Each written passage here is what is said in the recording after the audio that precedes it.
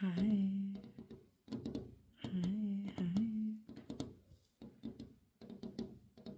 Today I'm going to do the next 5 introspective questions with a beautiful view.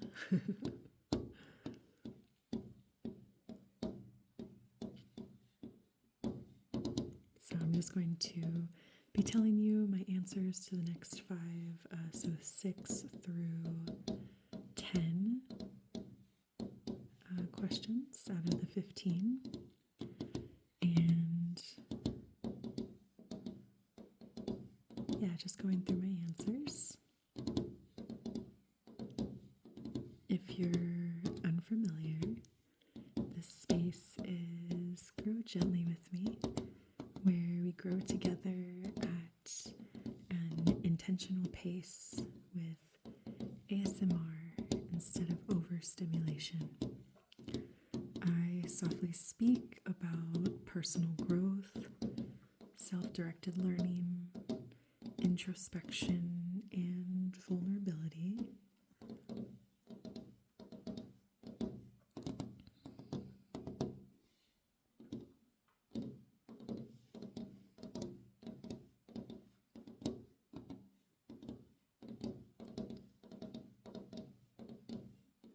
Our little community is here to provide care and understanding to you while you're here. You're doing your best in this moment, and whatever that looks like, it's enough. So, the first question that I'll be going over is number 6. How do you handle conflict, both within and with others? This question was pretty important to me because I want to get better at handling conflict. Not necessarily within myself, but definitely with others. I've talked about this before, but with my longtime partner, I think that I handle conflict like the worst out of like all my relationships. And I think that's just because of the history we have, but I was really kind of focused on what does that look like with him, and definitely with my friends as well. I'd like to get better at handling conflict with them, but within myself, my answer is that I spend time alone in contemplation and researching others' experiences. So online or mostly on Reddit, I guess. I would also talk to my loved ones about it if I thought that their opinion was valuable in the specific conflict that I would be wrestling with. And depending on the amount of time that I have, I will shorten or lengthen my deliberation. I always like giving myself more time, but sometimes I have to make a quick decision. And I would weigh my options and then make a choice. And I think I pretty much do all of these things right now, and I don't think there's too many things that I'd like to change with that. But with others, one of the things that I don't do now unless I really dislike something that's going on. Like if I only kind of dislike something, I don't normally bring it up. Like it's not worth it to me to make a fuss over it. I just kind of see it as something small. But if it happens a couple of times, then I'll confront it. But In the future, I would like to confront the conflict in a head-on and direct, but not unkind way. My voice or text is neutral in tone, and my emotions remain even during the discussion.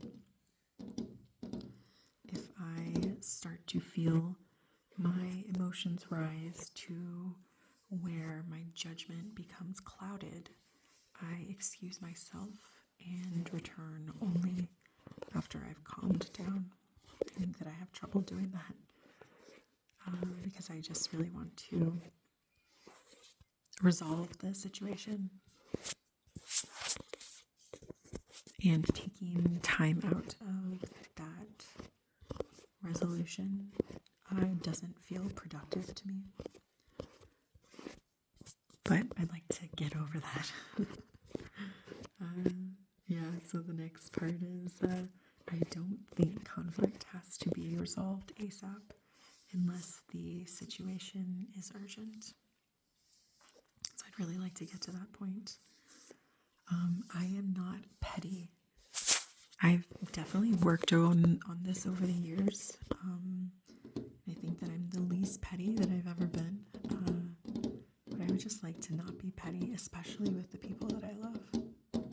I think it's less important with the people that I don't care about as much, but definitely with the people I love, I would like to be not petty.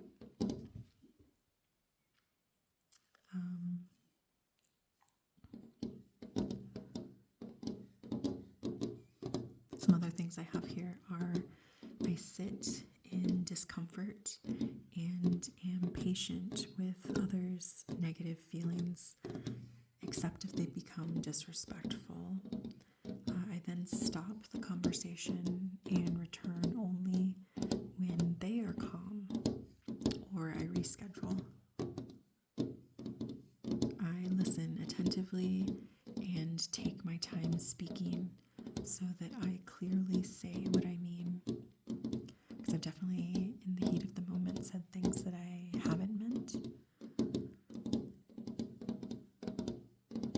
Even though I feel them in that time, but I don't really mean them.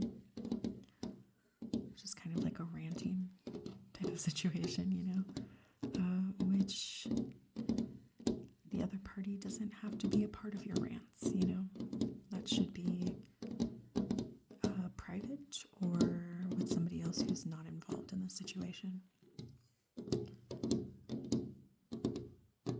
I am patient while others speak and write down any thoughts I want to say that I can bring up with them when they're done talking. I'm a constant interrupter. That's kind of just like how I grew up. And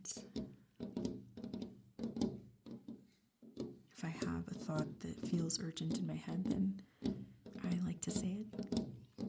But I'd like to be more patient and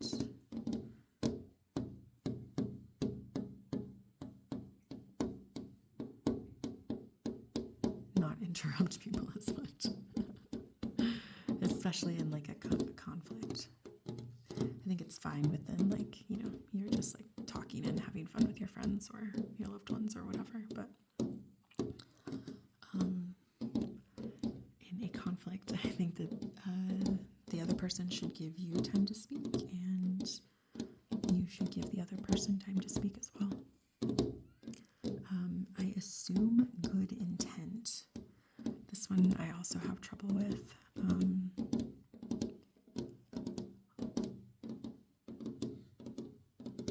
A lot of times with people that I'm closest to, for some reason my brain will always be assume malicious intent. But they love me and I love them, and I shouldn't assume malicious intent. If I need clarification, I should ask for clarification. Or otherwise I should just assume good intent. And the last thing I have here is I I say what I'm scared to say if I feel physically safe to do so.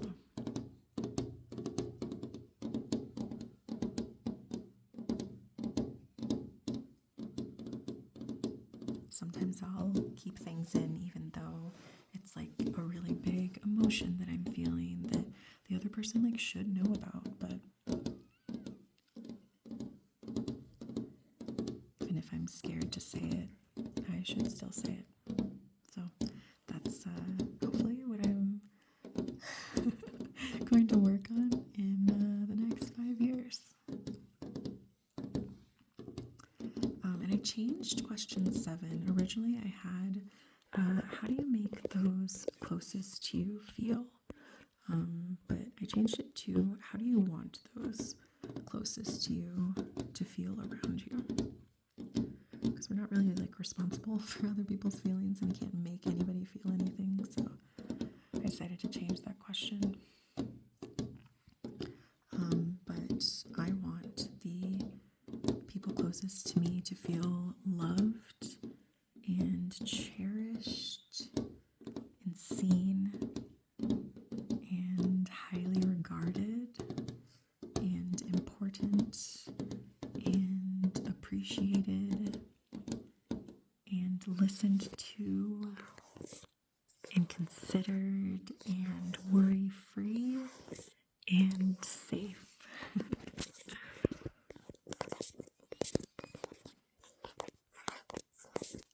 That one was pretty easy for me, I think. I don't know if the people around me do feel that way, but I would like to work more on creating situations in which they can feel that way. So number 8 is, what do you prioritize? And I don't think my priorities will change that much in 5 years. But the priorities that I included are my freedom, my autonomy, my independence, that type of thing. My health, my family, my solitude, my personal growth and the growth of those around me, my creative expression, which I don't think that I prioritize as much now as I want to, and my well-being.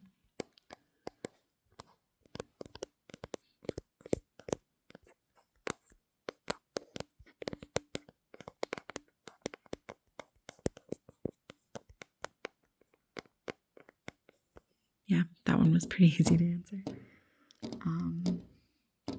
Number 9 is, what does your support system look like? So it was interesting trying to think of what I wanted my support system to look like. But the answer that I came up with, I'm just moving around here. The answer that I came up with is my family and surrounding local community supports me. I can reach out to a number of people for different kinds of support, and they know they can also rely on me for certain types of support, even if my support can't be constant. I don't feel any lack. I love the idea of community, so like being supported by the people around you and in turn supporting them when they need that. Even if, neither of your support can be constant, because that just leads to burnout in my experience. But maybe that's just a personal thing. Maybe other people can do a lot more and have a higher capacity for supporting others.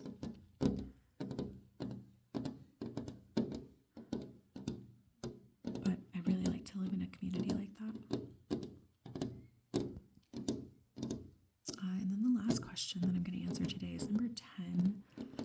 What do your living situation and surrounding community look like? So, what I'd really like to have is living in community with my partner or partners, depending on what that looks like in the future, who knows. Everyone is close by and we can easily spend time together. I know my neighbors and we support each other, or are at least cordial to each other. My local community supports workers' rights, all human rights, climate change initiatives, and community health and well-being. And they also know how to have fun. I think that's really important. I feel proud to be a part of my community. I don't know if this is possible, but that's kind of how I envision me at my happiest. So it would be nice if I could make that into reality. So I'm setting my intention now, and we'll see what life looks like in 5 years. I know this video is a little bit short, but I hope you still enjoyed it. And as always, I appreciate you being here. Thank you for existing with me in this wide open sky. Look at this, it's gorgeous. But I will see you next week. And I haven't decided yet if I'm going to finish the questions or if I will do something a little bit different as a break in between. But we only have 5 left, and I'll share my answers with you